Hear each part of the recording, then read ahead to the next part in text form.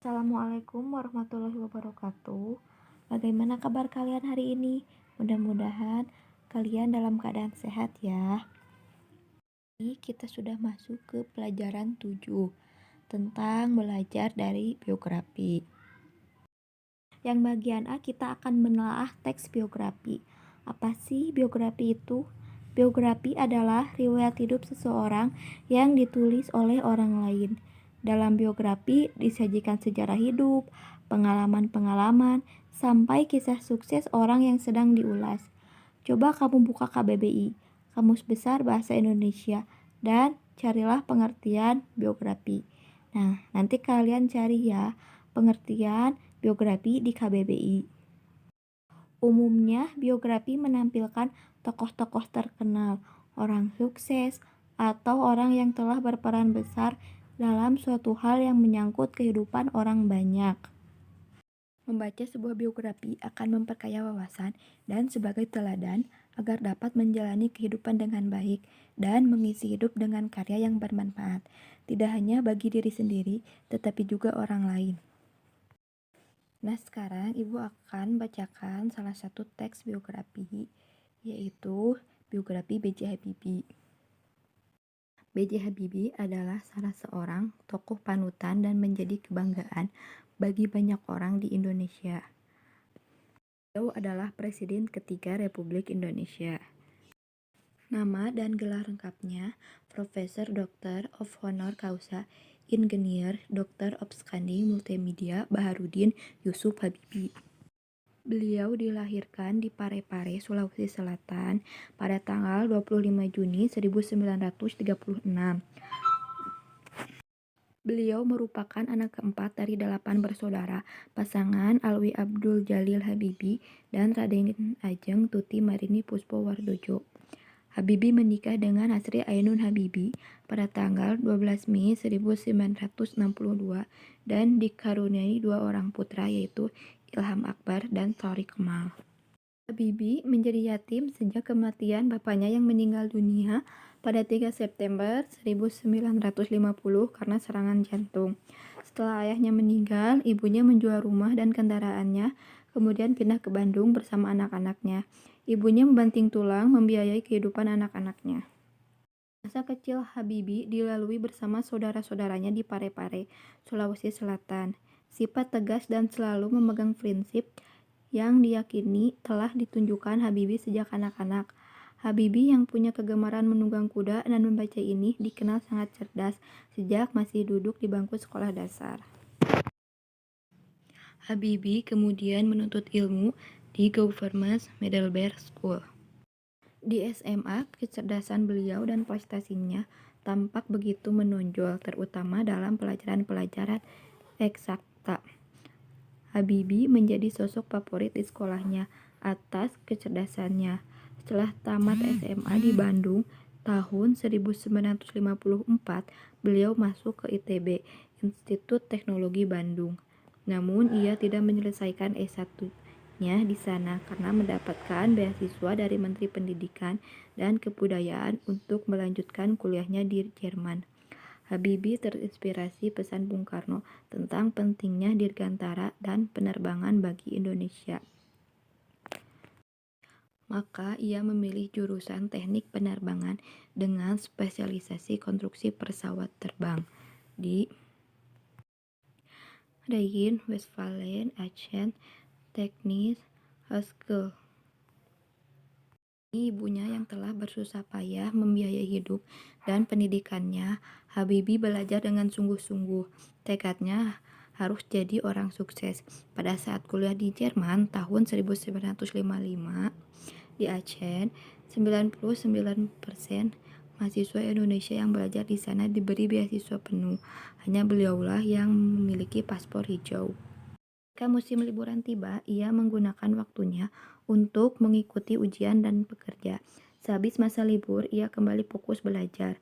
Gaya hidupnya ini sangat berbeda dibandingkan dengan teman-temannya yang memilih menggunakan waktu liburan musim panas untuk bekerja, mencari pengalaman tanpa mengikuti ujian. Tahun 1960, Habibie berhasil mendapat gelar diploma Ing dari teknisi Hochschule, Jerman dengan predikat cum laude sempurna. Nilai rata-rata 9,5. Dengan gelar insinyurnya itu, Habibie mendaftar diri untuk bekerja di firma Talbot, sebuah industri kereta api di Jerman. Pada saat itu, firma Talbot membutuhkan sebuah wagon yang bervolume besar untuk mengangkut barang-barang yang ringan tapi volumenya besar. Talbot membutuhkan 1.000 wagon. Mendapat tantangan seperti itu, Habibie mencoba mengaplikasikan cara-cara konstruksi membuat sayap pesawat terbang. Metode itu ia terapkan pada wagon dan akhirnya berhasil. Habibie kemudian melanjutkan studinya di Technische Hochschule di Fakultät für Machinenwesen Aachen. Beliau menikah dengan Hasri Ainun Habibie yang kemudian diboyongnya ke Jerman. Hidupnya makin keras. Pada pagi hari, Habibie terkadang harus berjalan kaki cepat ke tempat bekerja yang jauh untuk menghemat biaya hidup. Ia pulang pada malam hari dan belajar untuk kuliahnya. Demi menghemat, istrinya harus mengantri di tempat pencucian umum untuk mencuci. Pada tahun 1965, Habibie mendapat gelar dokter ingenieur dengan penilaian summa cum laude sangat sempurna dengan nilai rata-rata 10 dari Technische Hochschule di Fakultät für Machinenwesen Aachen. Habibie mendapatkan gelar doktor setelah menemukan rumus yang ia namai faktor Habibie karena bisa menghitung keretakan atau crack propagation of random sampai ke atom-atom pesawat terbang. Habibie dijuluki sebagai Mr. Crack. Pada tahun 1967, Habibie menjadi profesor kehormatan guru besar pada Institut Teknologi Bandung.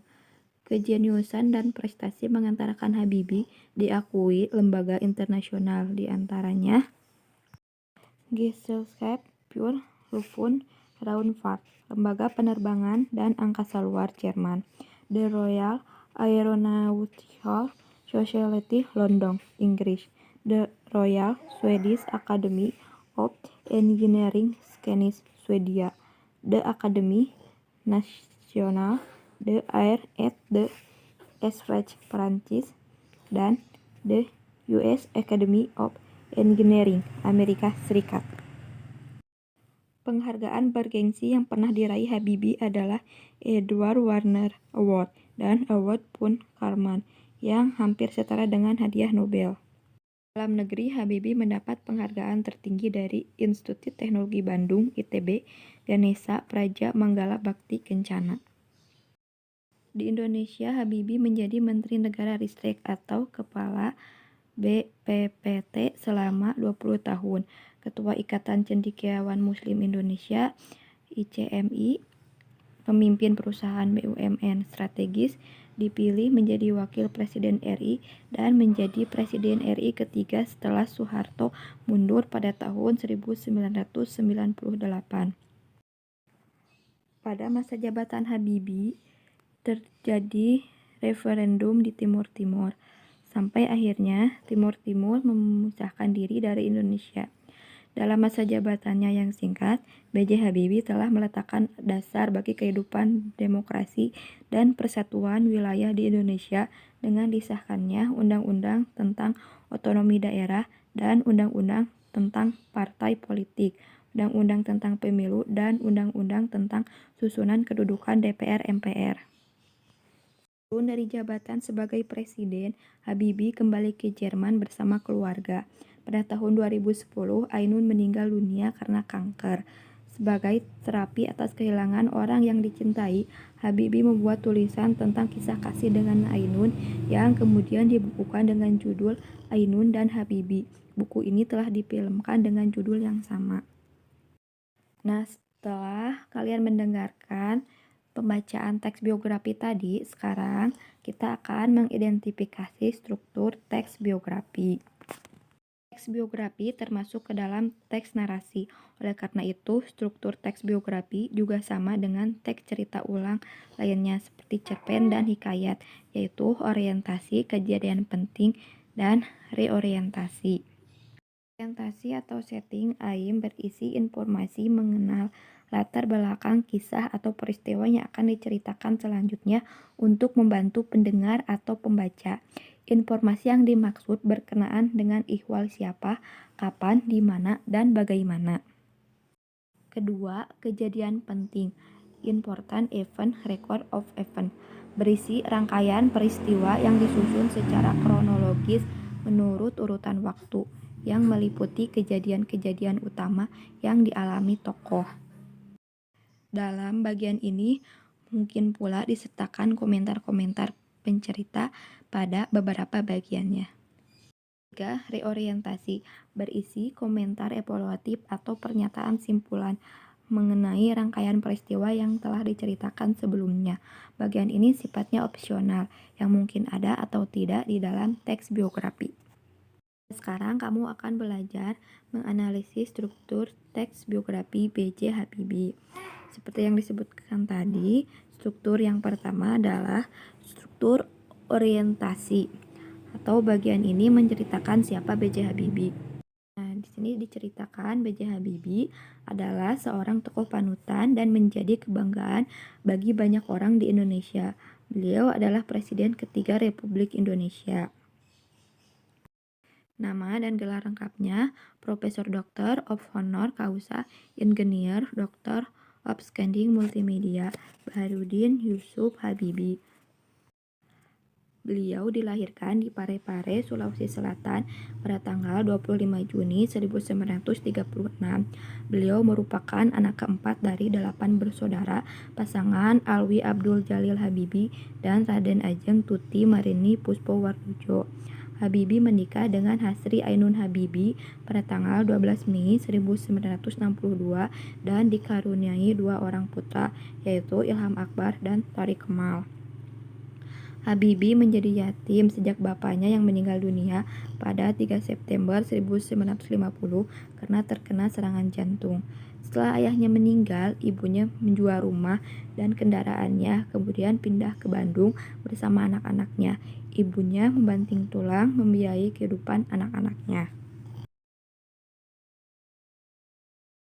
Bagian orientasinya. Di situ diceritakan siapa B.J. Habibie itu, nama lengkapnya siapa, lahir di mana dan tanggal berapa, anak dari pasangan siapa, kemudian beliau menikah dengan siapa, punya anak berapa. Bagian struktur yang kedua yaitu peristiwa-peristiwa penting. Di Indonesia, Habibie menjadi Menteri Negara Ristek atau Kepala BPPT selama 20 tahun. Ketua Ikatan Cendekiawan Muslim Indonesia, CMI, memimpin perusahaan BUMN strategis, dipilih menjadi Wakil Presiden RI, dan menjadi Presiden RI ketiga setelah Soeharto mundur pada tahun 1998. Pada masa jabatan Habibie terjadi referendum di Timur Timur sampai akhirnya Timur Timur memisahkan diri dari Indonesia. Dalam masa jabatannya yang singkat, B.J. Habibie telah meletakkan dasar bagi kehidupan demokrasi dan persatuan wilayah di Indonesia dengan disahkannya Undang-Undang tentang Otonomi Daerah dan Undang-Undang tentang Partai Politik, Undang-Undang tentang Pemilu, dan Undang-Undang tentang Susulan Kedudukan DPR-MPR. Nah, di peristiwa penting tersebut diceritakan jabatan-jabatan apa saja yang pernah diberikan kepada B.J. Habibie.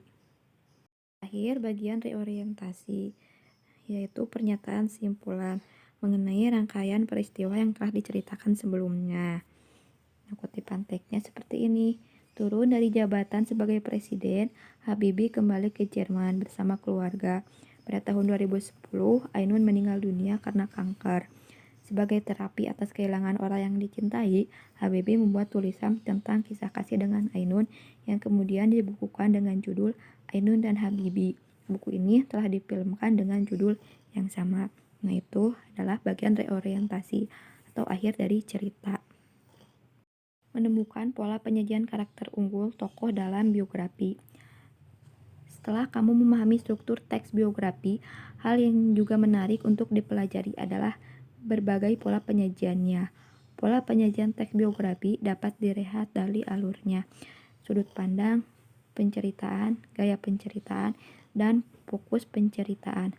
Kamu juga bisa mencoba menganalisis pola penyajian teks naratif dari sudut pandang yang lain, misalnya dari segi penggunaan bahasanya. Setelah mengenali pola penyajian teks biografi, kamu juga dapat mengetahui bahwa pada saat ini ada dua cara menuliskan biografi seseorang, yaitu dengan bentuk fiksi maupun non-fiksi. Biografi dalam bentuk fiksi antara lain Laskar Pelangi yang menceritakan biografi Andrea Hirata, Nine Summer, Ten Autumns yang merupakan biografi dari Iwan Setiawan, dan Negeri Lima Menara yang menceritakan biografi Anwar Fuadi. Ada pula biografi dalam bentuk non-fiksi antara lain Khairul Tanjung, Si Anak Singkong yang merupakan biografi Khairul Tanjung, salah seorang pengusaha besar di Indonesia. Ada pula buku-buku khusus biografi pahlawan nasional dan kumpulan biografi orang-orang terkenal seperti buku Most Inspiring People yang ditulis oleh Sagoy Hadi Suwarto dan seri Kick Andy. Nah, setelah mendengarkan pembacaan biografi B.J. Habibie tadi, sekarang kalian jawablah pertanyaan-pertanyaan berikut ya.